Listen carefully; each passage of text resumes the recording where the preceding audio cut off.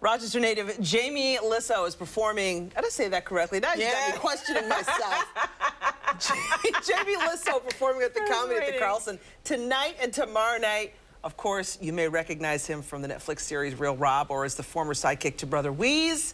He's a local guy. He's come back home to perform. Home. Great to have you in studio. And I just said this before we went on the air, but thank you. You guys got my name correct on the first try. No one's ever done that. Yeah. Even I screwed it up. even on Brother Weeze, I think he called me Lissow for 5 years. Yeah.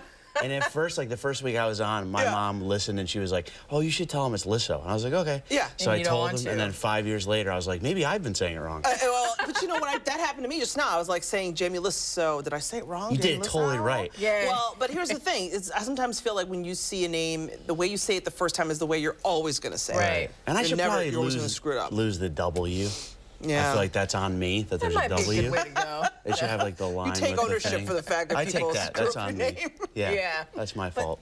It's crazy because you've had such a great career. You still do. And did you ever think that, you know, when you were starting out, that you would be kind of like this household name? You've got shows on Netflix. You're working with SNL alum. Yeah. No, I never did. No, I never. I didn't. I never wanted too much out of comedy. Like when I did the Tonight Show, I felt like I kind of like that's all I ever wanted to do. So I was pretty happy with That's it. like bucket list, right? You're like, okay, Tonight Show. Yeah, and then like the other stuff sort of just happened. And honestly, I met Rob Schneider. I owe the Brother Weeze show for introducing me to Rob Schneider. Yeah. He was doing a benefit, and they wanted me to open for him. Yeah. And it was like this weird. I remember he was always my favorite guy. Like even out of like Sandler and all those guys.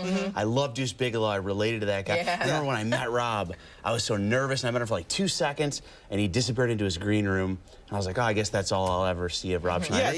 Then I did my set. I didn't even think he was watching. And afterwards, he was like, oh, I liked your set. You should start writing for me, like freelance. And then we became, I was at his wedding. Wow. I was at his house Wednesday night. You know, we just kind of became friends. Do you think that's how it is, though, with comedy and anything? It's like, it's you got to be at the right place at the right time. Yes. You know what I mean? And in your case, that's exactly what happened. I mean, you were funny to begin with, but then, you know, he saw you, he liked you, and then, you know. Yeah, you're right, though. You know, there's some luck in there, though. Yeah, there has to be a little. A little percentage of that. You know? But it's that whole, like, you got to be ready for the luck, you know? Were you, though, at the time? Like, was your life to the point where you could do whatever he wanted you to do, or were you already married with kids and, you know, responsibility and all that? I had some responsibilities. Married, I had 2 kids at the time, and I was on Weeze, too, so I was getting up really early. Yeah, but he would be going on, I remember he was doing, like, the Tonight Show, and he wanted me to write jokes, and it was a Sunday night, and I would just stay up till 4 in the morning. Oh, my sleep for an hour and go do Weeze. Not like every night, but it was just one of those times where I was like, this is the time I gotta. Yeah. And the show, just to, not to brag, but the comedy show that we did. Please brag, yeah. We were at Nazareth College. Yeah. Killer venue. Yeah. Just amazing theater.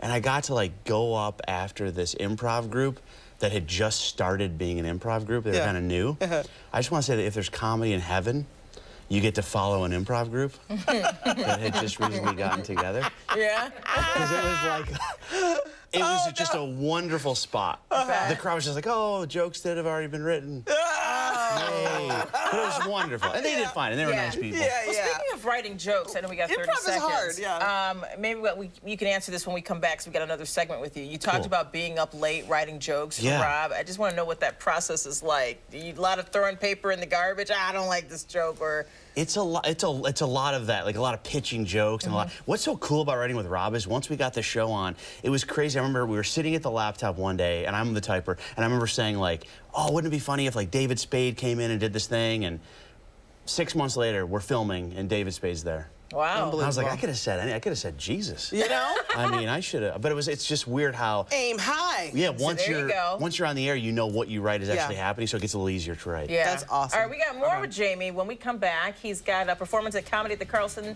this weekend. Stay with us. Tonight.